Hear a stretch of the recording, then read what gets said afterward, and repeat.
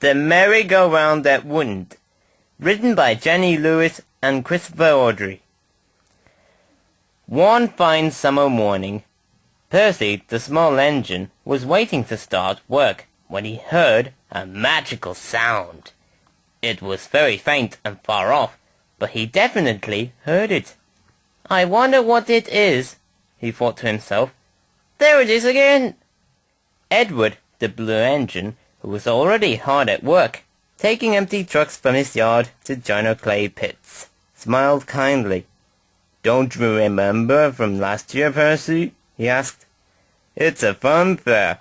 It comes every summer to Wellsworth, and all the children love it, as well as their parents and friends.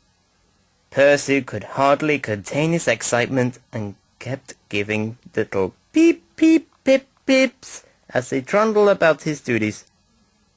If only I could see the funfair, he said to his driver.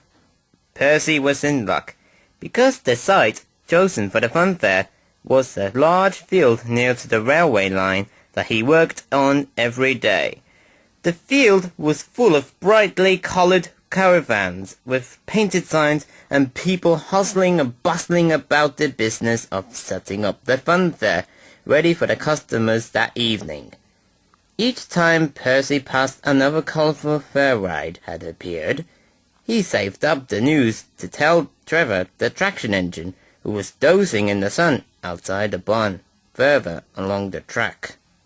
Now there's a great big thing with lights all over it, Percy chatted, and it's got horses and cars and an aeroplane, and an engine that looks just like me. Trevor smiled. That sounds like a merry-go-round, Percy, he said. Percy wanted to know what a merry-go-round was and what it did. Trevor exclaimed. Well, the children all choose what they want to ride on. It could be a horse, or an airplane, or a car. Or an engine, piped up Percy. Or an engine, agreed Trevor. Then when they're all aboard, the merry-go-round music starts to play, and they go round and round and up and down until the music stops. Do they enjoy it? Asked Percy, who was feeling quite giddy at the thought. Very much, said Trevor. He sighed. It was a long time since he had been to the fair. What fun it would be, he thought, if he could go along to give the children rides. I love giving rides to the children, he said. But Percy had already hurried off to see if the merry-go-round was going round yet. That evening the fair was crowded as people flocked to have a go on all the rides. There was a particularly long queue for the merry-go-round, but something awful had happened. The merry-go-round wouldn't go round, or rather it couldn't. The machinery that turned it round had broken down. Everyone was very disappointed. Luckily, Percy's driver was there with his family. He remembered stopping to talk to Trevor the Traction Engine only that morning.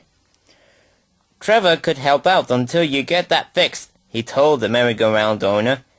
And that's what's happened.